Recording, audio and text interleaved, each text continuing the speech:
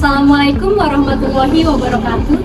Hai semuanya, perkenalkan nama saya Wina Aulia Estetra, peserta Latsar golongan 3 BPSDM Provinsi Sumatera Utara tahun 2025, Angkatan 1, kelompok 4. Terima kasih semuanya.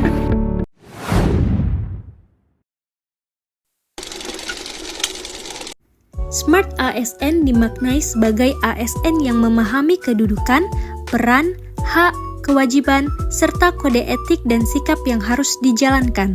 Selain itu, Smart ASN harus mampu menguasai literasi digital yang meliputi kecakapan bermedia digital, budaya digital, etika bermedia digital, dan keamanan bermedia digital.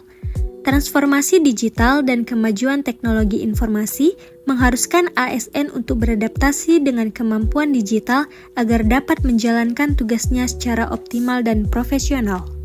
Pentingnya kehati-hatian dalam menggunakan teknologi digital, menghindari penipuan, serta menjaga rekam jejak digital sebagai bagian dari etika dan tanggung jawab ASN.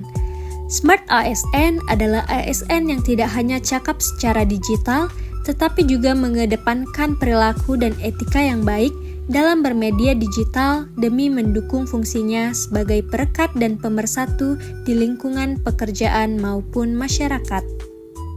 Berikut implementasi Smart ASN yang dapat diterapkan di Dinas Perhubungan Kabupaten Batubara. Yang pertama, peran Smart ASN dalam pelayanan transportasi publik. Sebagai ASN yang bekerja di Dinas Perhubungan, saya menyadari bahwa peran kami sangat dekat dengan masyarakat, terutama dalam pelayanan transportasi publik, pengamanan lalu lintas, dan pengawasan angkutan.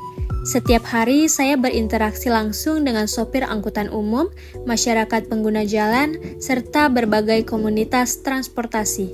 Dalam konteks ini, menjadi Smart ASN berarti saya harus mampu menyampaikan informasi dan kebijakan dengan cara yang jelas, ramah, dan tidak menimbulkan konflik. Sebagai contoh, ketika ada perubahan jalur angkutan atau rekayasa lalu lintas, saya harus menjelaskan alasan dan manfaatnya kepada masyarakat tanpa membuat mereka merasa dirugikan. Sikap ini mencerminkan kemampuan komunikasi efektif, empati, dan penguasaan informasi. Semua adalah aspek dari ASN yang smart dan beretika. Dengan pendekatan komunikasi yang baik, konflik bisa dicegah dan masyarakat menjadi lebih memahami dan mendukung kebijakan yang diterapkan. Yang kedua adalah pentingnya literasi digital dalam menjalankan tugas. Dalam era digital seperti sekarang, hampir semua sistem di Dinas Perhubungan sudah berbasis teknologi. Mulai dari pengelolaan dokumen surat menyurat hingga publikasi informasi di media sosial instansi. Sebagai ASN, saya tidak cukup hanya bisa mengoperasikan perangkat teknologi, tetapi juga harus memahami literasi digital secara menyeluruh, termasuk keamanan data dan etika digital. Contohnya, dalam membagikan informasi lalu lintas di media sosial resmi dinas, saya harus memastikan data yang dibagikan valid dan tidak menimbulkan kepanikan.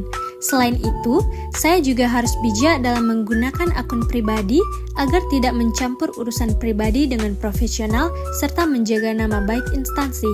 Sikap ini mencerminkan kesadaran etis, tanggung jawab digital, dan keamanan bermedia, sebagaimana yang ditanamkan dalam prinsip Smart ASN. Yang ketiga yaitu menjadi agen perubahan melalui edukasi masyarakat. Salah satu tugas saya di Dinas Perhubungan adalah memberikan sosialisasi dan edukasi keselamatan berlalu lintas kepada masyarakat, mulai dari pelajar hingga komunitas sopir angkot. Dalam hal ini, saya menyadari bahwa peran ASN tidak sebatas pegawai administratif, tetapi juga sebagai agen perubahan sosial. Sebagai contoh, saat mengadakan kegiatan edukasi di sekolah, saya menggunakan media digital seperti video interaktif, poster digital, dan kuis online agar anak-anak tertarik belajar mengenai rambu-rambu dan etika berlalu lintas.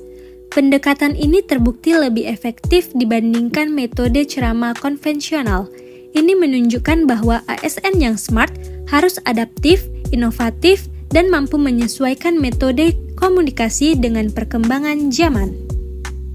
Yang keempat adalah kolaborasi digital untuk efisiensi kerja ASN. Dalam tugas sehari-hari, saya sering bekerja dalam tim untuk mengatur operasional harian dinas. Kami biasa menggunakan aplikasi seperti Google Drive, surat elektronik, dan grup WhatsApp untuk saling berbagi dokumen, jadwal, serta informasi penting lainnya. Ini adalah bentuk penerapan budaya digital yang mendukung efisiensi dan produktivitas kerja. Kesimpulan yang dapat diambil yaitu, sebagai ASN di Dinas Perhubungan, saya memahami bahwa menjadi smart ASN berarti bukan hanya menguasai teknologi, tetapi juga memiliki integritas, empati, dan etika dalam melayani masyarakat.